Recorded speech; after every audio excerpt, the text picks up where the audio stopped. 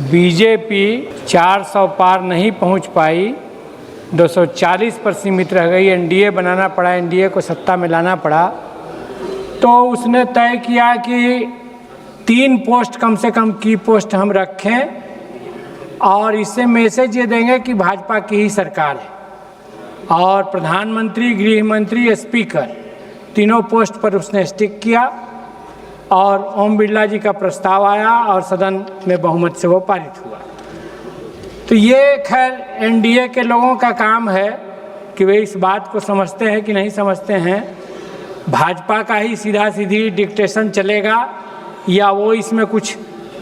हम लोग जब वक्फ बिल पर बहस चल रही थी तो 2:30 बजे रात तक इंतज़ार किए कि शायद इनका ज़मीर जागेगा, जो लोग अपने को सेक्युलर कहते हैं, लेकिन हमने देखा कि नहीं, वो मैनेज हो गए।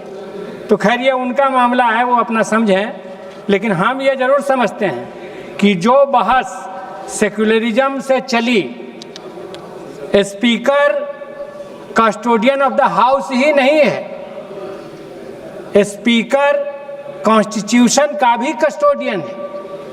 और कॉन्स्टिट्यूशन के जो बेसिक प्रिंसिपल्स हैं, सेक्युलरिज्म, सोशलिज्म, डेमोक्रेसी और सॉवरेंटी, आज वो चारों खतरे में हैं। और स्पीकर की भूमिका इस मामले में मानी जाएगी कि इन चारों मोर्चों पर जब जब क्राइसिस आया तो वो कहाँ खड़ा रहे। और उस लिहाज से हमने देखा है कि जब इस पार्लियामेंट में कटुआ कहा गया तो वे चुप रहे, वो डिफेंड नहीं किया सेक्युलरिज्म को।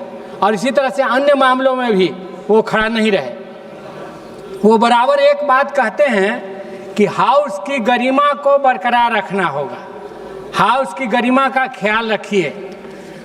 हाउस की गरिमा है क्या, मैं कई बार इसमें सोचता रहा हूँ।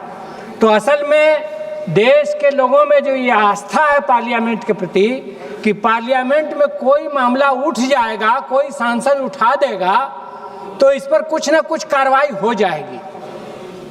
वो खुद ही समीक्षा करे या सदन समीक्षा करे कि यह गरिमा कमजोर हुई है कि मजबूत हुई है। और तीसरी बात जो मैं कहना चाहता हूं कि अभी एक बार लगातार आई कि अपोजिशन जो है उसकी गैर जिम्मेवार व्यवहार करता है, प्रश्न नहीं पूछता है, प्रश्न पूछने नहीं देता है, हंगामा करता है, नारेबाजी करता है। अभी तिनेटी जी भी बोल रहे थे, मेरा 0 आवर में 80-85 डायरी नंबर पर आया हुआ था एक दिन और मुझे बैलेट होने के बावजूद बोलने नहीं दिया गया। 6,283 करोड़ का पैरेलल इकोनॉमी खड़ा किया गया है प्रधानमंत्री कोष के जरिए, राष्ट्रीय राहत कोष के जरिए, केयर्स फंड के जरिए। इन सवालों को प्रधानमंत्री कार्यालय ने नोटिस जारी कर दिया है कि आप सवाल नहीं पूछ सकते। तो देश में इतने बड़े रकम का आप एक पैरेलल जमा करते हैं, उस पर पार्लियामेंट की निगरानी नहीं होगी और इसको कस्टोडियन अगर नहीं देखेगा तो ये कैसे चलेगा। इसको पूछने ही नहीं दिया गया, बोलने नहीं दिया गया। उस चेयर से बुला करके कहा गया कि आप इस पर नहीं बोल सकते, विषय बदल दीजिए तब आप बोलिएगा।